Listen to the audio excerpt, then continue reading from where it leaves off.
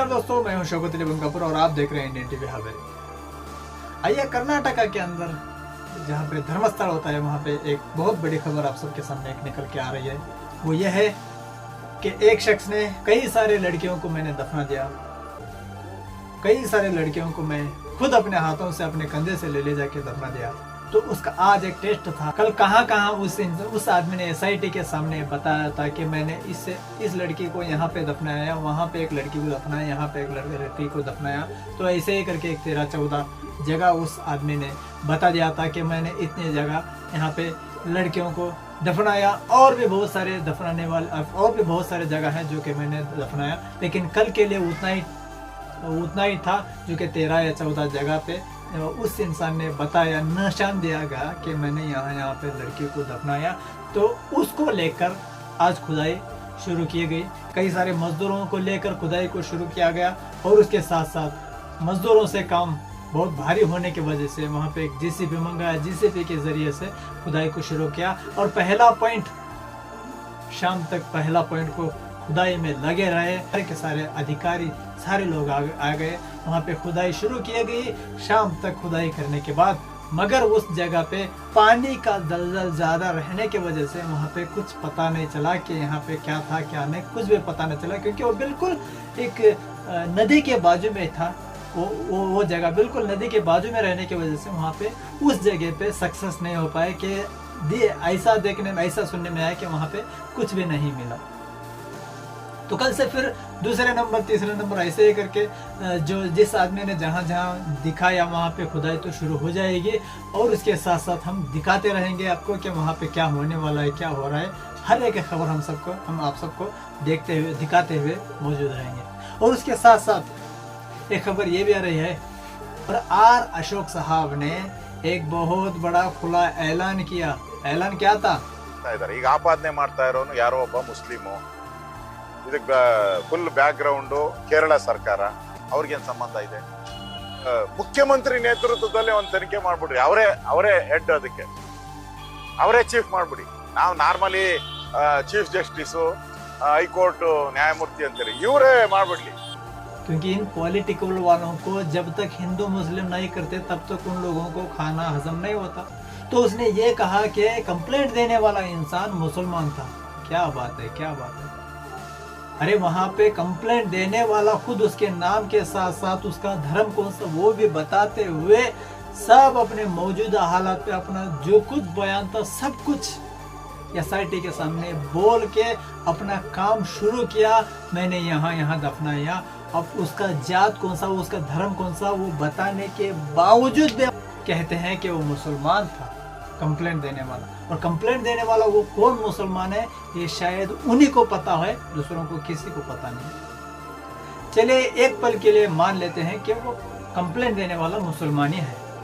अगर कंप्लेंट देने वाला मुसलमान ही होता तो क्या आप ऐसी घटना घटी जो उस घटना को रुकाते? कितने जल्दी आप अपने जबान से निकालते हो कि मुसलमान हिंदू मुसलमान हिंदू। मान के चलिए कंप्लेंट देने वाला मुसलमान है, तो क्या आप इस खुदाई को रुकाते? इस खुदाई में जो तहकीकात चली क्या उसको रुकाते?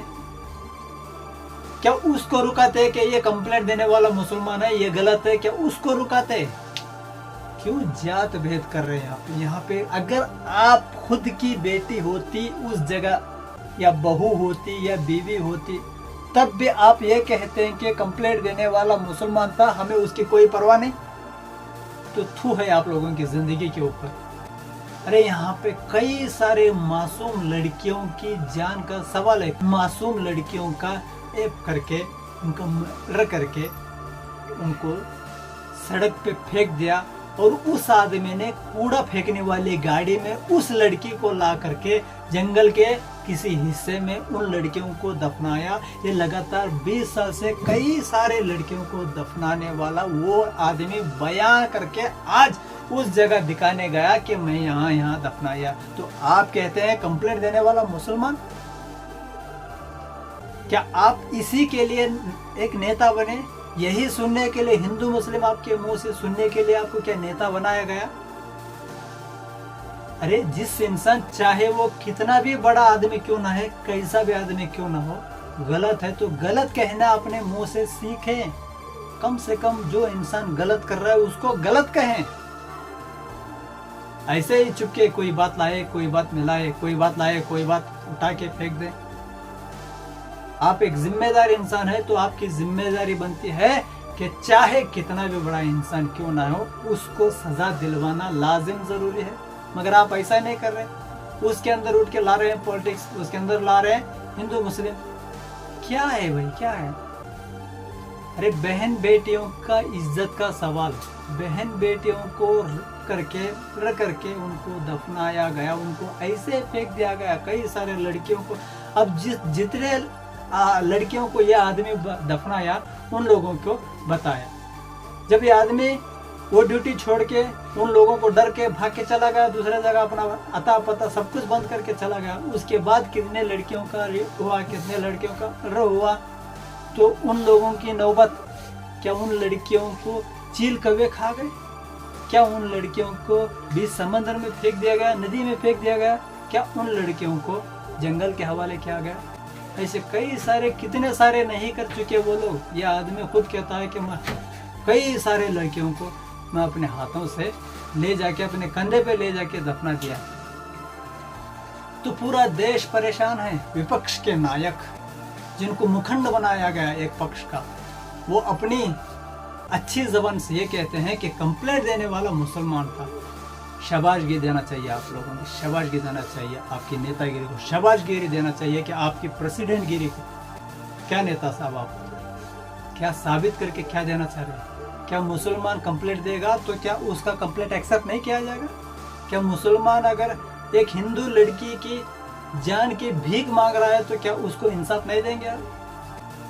एमडी सबीर ने इतना बड़ा राज सबके सामने खोल चुका, यह हकीकत का राज या ना हकीकत का राज, कम से कम इसको तहकीकात करने के बजाय आप ये कहते हैं कि वो कंप्लेंट देने वाला मुसलमान।